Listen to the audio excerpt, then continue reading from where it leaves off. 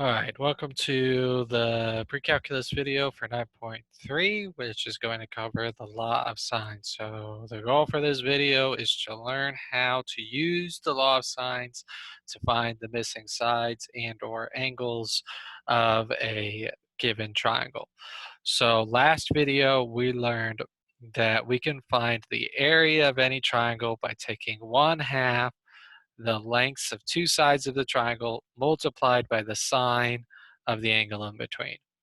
And we could do that for any angle. So we could, let's say, if we had sides B and C, then we would take the sine of A. If we had sides, let's see, A and C, then we would have the sine of B.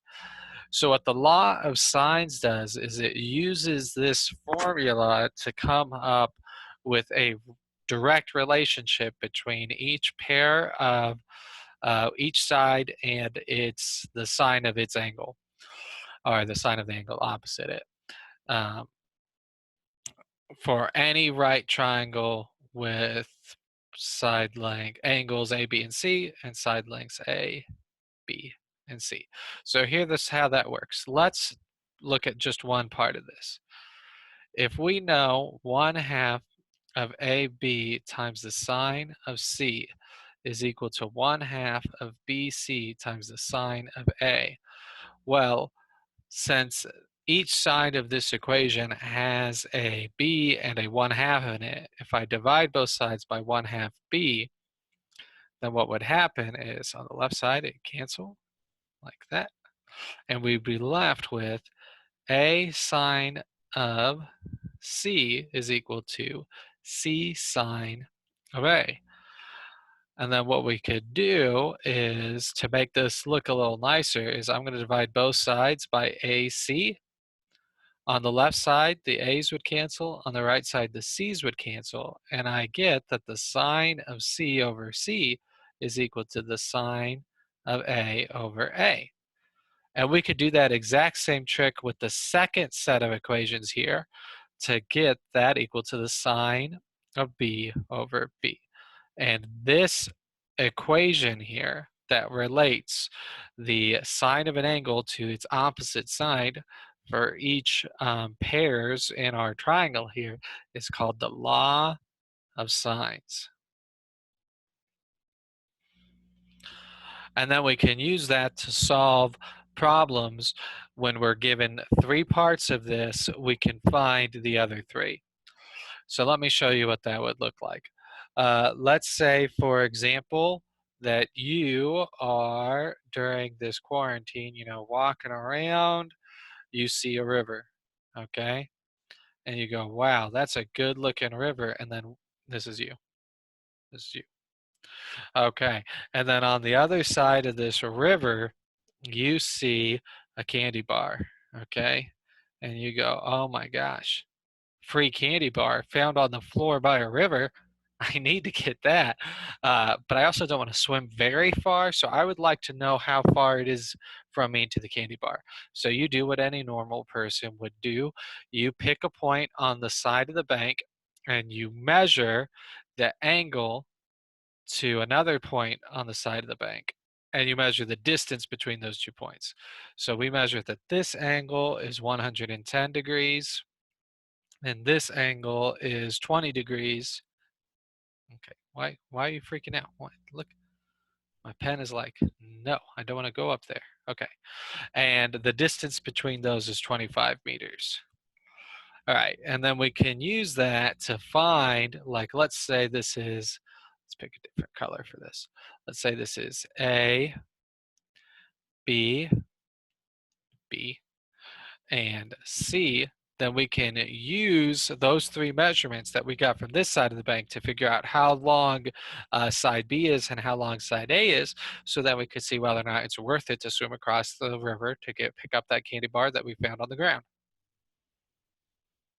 Okay, so to do that, I know the sine of A over A is equal to the sine of B over B is equal to the sine of C over C. If I plug in what I know I have the sine of 110 degrees over A is equal to the sine of 20 degrees over B, which is equal to, and now before actually, I know what C has to be without even using this formula. The three angles of a triangle have to add up to 180, right? So 110 plus 25 plus C has to be 180, which means what's that? 135 plus C has to be 180, which means C would have to be 45 degrees. Do my math right there? Yeah. Okay, so then this is the sine of 45 degrees over 25. And now I can break that up into no, wait, no, 20. I'm like, that's not right. Get out of town. Not 25, 20. 25 is the length of the side of the river. So that would be beep bop 130, which means this would be 50. Okay. Beep pop 50. All right. Okay, so now I could break this up into two separate equations in order to solve this, or just really like highlight two parts of this equation. I can highlight this part to find B. I know the sine of 50 over 25 is equal to the sine of 20 over B, and then we solve this like you would do any fractions. We can cross multiply and divide. So B times the sine of 50 would be equal to 25 times the sine of 20, which means B is 25 times the sine of 20 divided by the sine of 50. All right, and if we type that into the calculator, we'll get 25 times the sine. Oh, why do I do that? 25 times the sine. Make sure your calculator is in degree mode, by the way, divided by the sine of 50. And you get 11.1612. So B is about 11.162 meters. Yay. All right, and then we could do the same thing for now. You could use that, or again, what I could do is I could equate, right, this is equal to that. So I could say the sine of 110 over A is equal to the sine of 50 over 25, cross multiply. And I'm going to go ahead and divide right now since we already know how that works, right? I'm going to cross multiply and then divide. So A will be that, which means A is going to end up as 25 sine of 110 divided by the sine of 50, which is 30.667 meters. Okay, and now I know that it is definitely worth getting that candy bar because that's like nothing. I can just, swim right here, right, go 11 meters, got the candy bar. Okay, let me have you try one of those. So let's say for you, and we'll just give you just give you hold on, let me pause and find a good one. Okay, here you go. Here's a good one for you. Let's say that you know that A is 60 degrees, B is 25 degrees, side A is 8, and you want to find side B. Uh, Go ahead and write your equation using the law of sines with the information that you know plugged in. And for this one, all I'm going to ask you to do is to find x, or same thing as side B. What's that? So go ahead and pause the video and see if you can find that, and I'll post the answer in 5, 4, 3, 2. All right, hopefully you got the answer 3.904. So again, how you do that is angle A is 60, side A is 8, angle B is 25, side B is x. Across multiply, I get x times the sine of 60 is equal to 8 times the sine of 25. divide by the sine of 60, gets you 3.904. If we wanted to, we could find side C and, angle C and side C. To find angle C, remember that these three angles together have to add up to 180, right?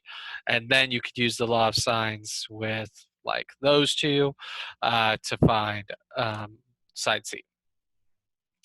Okay, so now let's do a slightly harder set of problems. Same thing using the law of sines. But why I say this is slightly harder is because let's say that we have a triangle, or at least we'll see if we could have a triangle where this is 30 degrees, this is 10, and um, A here is 4. What I would like to do is find our missing angle right here. What is that equal to? What is the measure of angle B? That's what I would like to do. So it's very similar to what we just did, but instead of finding a missing side, I'm finding the missing angle. So how I do that is, again, I'm going to use the law of sines. Sine of A over side A is equal to the sine of B over side B, which means the sine of 30 over 4 is equal to the sine of B over 10. I would solve this by cross multiplying and dividing, though I will have one additional step. It's equal to 4 sine of B, divide. I would get the sine of B is equal to 10 sine of 30 over 4. Or I guess I could have reduced that, couldn't I? We could call that that's really what, 5/2.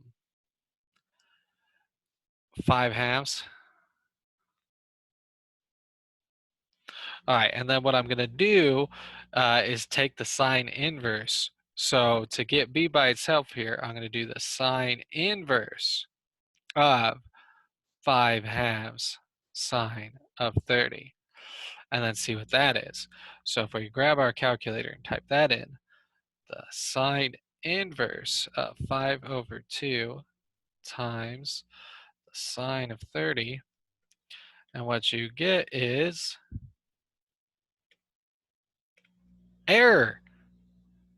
Why do we get error? Well, let's try breaking this up. The sine of 30 is 0.5. If I take that times 5 divided by 2, that is 1.25, and that is out of the range of your sine function. Remember, the sine function oscillates from 1 to -1, right?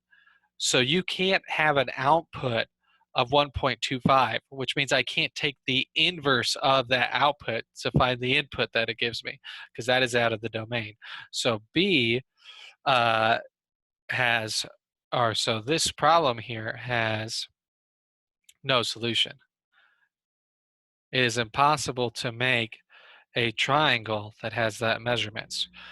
Okay, so let's try that again, but this time, let's say instead of A is 4, let's say it's 5, and let's see what happens. All right, so instead, I'm not going to erase all my work here.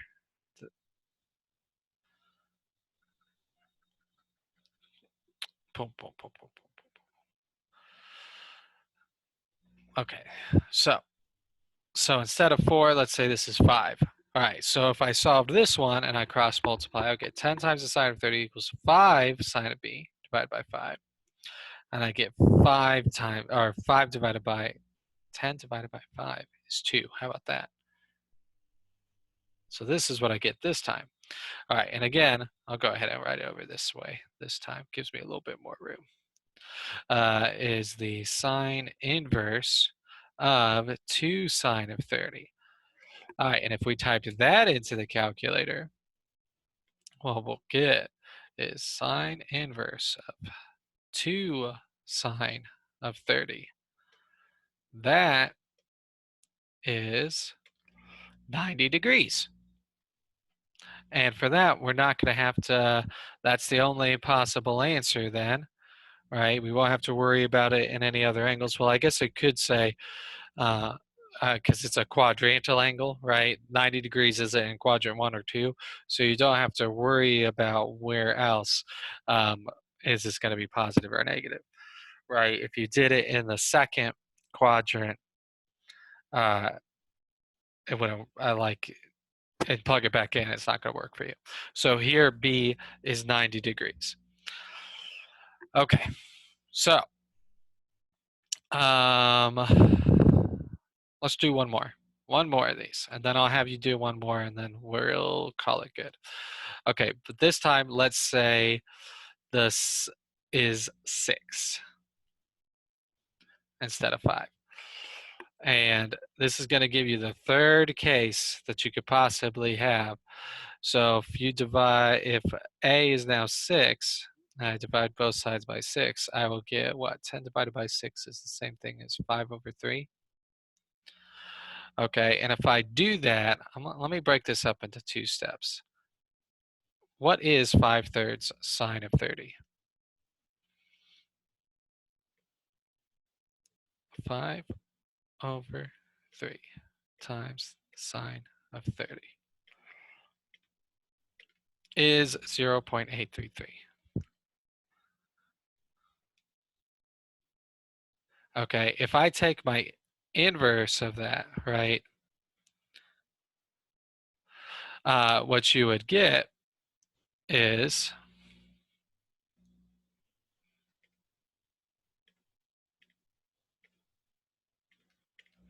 56.443 degrees.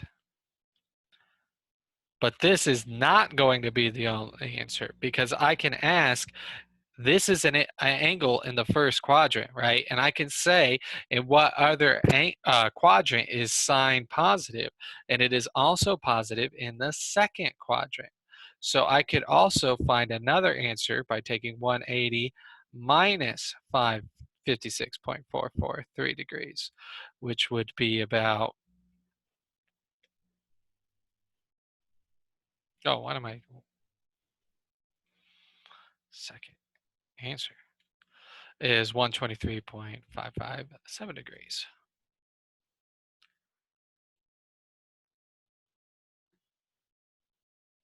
So what happened in the previous one is we was just taking the sine inverse of 1, which is 90 degrees, which is a quadrantal angle, and so you don't have to ask them what other quadrant can that occur, because the only time it could be 1 is at 90 degrees, and then it could be negative 1 at 270 degrees. If it's not, if it's an acute angle, therefore falling in quadrant 1, then it is possible that there will be another angle in quadrant 2 that satisfies it. Now you do have to check that. If I plug this back in and do 30 plus 123.557 degrees, is that over 180? It's not. We could, C would be whatever 180 minus that is. So there are actually 2 possible answers for this one. So we then saw 3 different cases. It is possible that the side A will be so short that you can't make a triangle. It's possible that side A will make a right angle, in which case there's only one type of triangle. And it's possible that the side A could be big enough that you could have 2 triangles, uh, one acute, one where angle B is acute, one where angle B is obtuse. Now that's possible. That well, and you'll have to check each time to see if that could actually work by plugging back in your answers. Okay, so let's have you try one of these, and that'll finish the video. So let's say that we have this triangle where angle S here. Why would I use S? I'm not going to use S. That's gross. Because you know what S's look like? They look like 5s. Okay, angle A here is 126 degrees. Side A is going to be 12. Side T is going to be 7. And I want you to find the possible measures for angle T. What is that going to be? Okay. Um, go ahead and pause the video, and I'll post the answer in 5, 4, 3, All right, hopefully you got the answer 28.2 degrees, and that's the only answer that'll work for this triangle. If you wrote your equation sine of A over A is equal to sine of T over T, and plugged in, you should have got sine of 126 over 12 is equal to the sine of T over 7. If you then cross multiply, you'll get 12 times the sine of T is equal to 7 times the sine of 126. Divide by 12 to get 7/12 sine of 126. To get rid of the sine, you take the sine inverse, and then the sine inverse of that is 28.2 degrees about. That's the answer in the first quadrant. You then have to ask, is there another quadrant where that would where sine is positive? And that is in quadrant 2. So we do 180 minus 28.2 to find that answer in quadrant 2 is 151.8. The problem is, however, if you plug that back into your triangle and add your two angles together here, 126 and 151 add up to more than 180 degrees, which means that you can't possibly make a triangle that has those two angles. So T cannot actually equal 151.8 degrees. The only solution is 28.2. Okay, let's say that you could. Let's say that this worked because maybe sine A was a smaller number. In that occurrence, if I asked you to find the other two remaining sides, then you would have to solve that triangle twice. Once using your first solution and once using your second solution. So you'll end up getting two sets of answers. One where T is this and then Q would be whatever, right? 180 minus 126 minus 28.2. And then you use that to find angle Q or side Q, just like we did for the first example. And then you'd have to do it again for the bigger angle and do 180 minus that angle minus your bigger angle to get angle Q. And then again, do the law of sines to find side Q, right? So if you have two possible angles here, then you're going to have two possible solutions for your other pair of missing angle and side. All right. This lesson should be a little bit tougher. So if you have questions, feel free and don't be embarrassed to ask me about them because you're not going to be the only one. And stop in for office hours next week. We got office hours Monday, Tuesday, and Wednesday from 9:30 to 10, and then free for all Tuesday or Thursday and Friday from 9:30 to 10:30. Thank you for watching.